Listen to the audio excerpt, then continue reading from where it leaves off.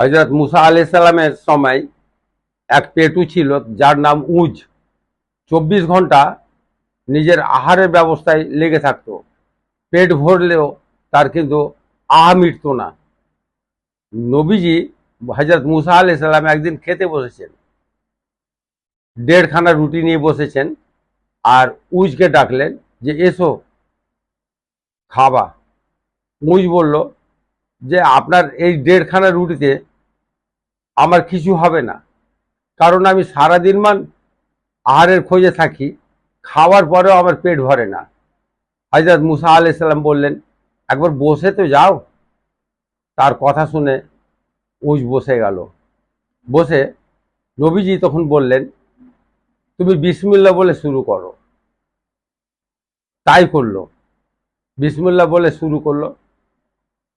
আধখানা রুটি খেয়ে বলছে, উজ বলছে যে আমার পেট ভরে গেল নবীজি, আপনি এবার খান, আমার কোনোদিন পেট ভরেনি।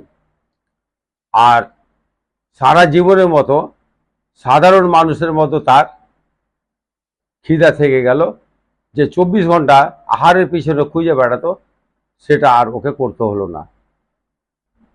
আর সে নবীজির কাছে ঈমান আনলো এবং নবীজির উম্মাত হলেন। ভিডিওটা কেমন লাগলো লাইক, শেয়ার, কমেন্ট করে চ্যানেলটাকে সাবস্ক্রাইব করুন। আল্লাহ হাফেজ।